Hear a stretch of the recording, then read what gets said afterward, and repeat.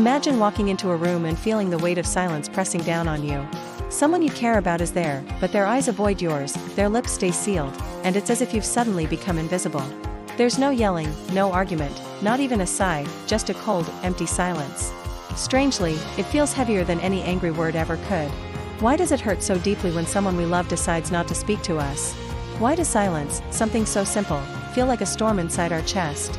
Today, we're diving into the psychology behind why the silent treatment feels so painfully unbearable, and what's really happening to your mind and heart when you're shut out. The silent treatment is often misunderstood. Many think it's harmless because it's just silence.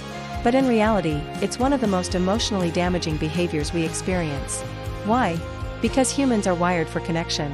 From the moment we are born, being acknowledged, through eye contact, touch, and voice, signals safety and belonging. When someone intentionally ignores us, our brain perceives it as social rejection, something that threatens our very sense of security. Psychological studies show that emotional pain from rejection activates the same areas of the brain as physical pain. That's why silence doesn't just hurt emotionally, it can feel physically heavy, like a weight on your chest or a pit in your stomach. Your brain essentially interprets it as a danger signal, you're being pushed out. You might be abandoned. And because humans evolved to survive in groups, being excluded feels like a direct threat to survival itself. Another reason silence feels so unbearable is because it creates uncertainty. Arguments, no matter how unpleasant, at least give you clarity, you know what's wrong, what the other person feels, and maybe even how to fix it. Silence, on the other hand, is a void. It tells you nothing. Your mind begins racing. Did I do something wrong? Are they done with me? Will they ever speak again? This lack of closure forces your brain into overdrive, replaying scenarios, overthinking every detail, and leaving you feeling powerless and anxious. The silent treatment also disrupts our natural need for emotional feedback. In healthy communication, we rely on facial expressions, tone of voice, and words to feel connected and secure.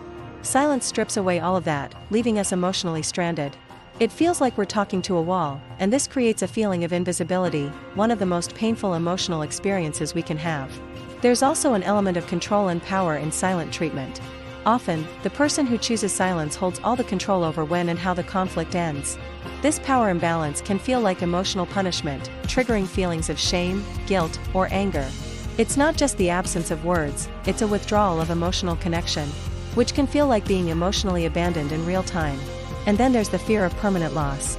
Silence makes us wonder if this is temporary or if it's the beginning of the end.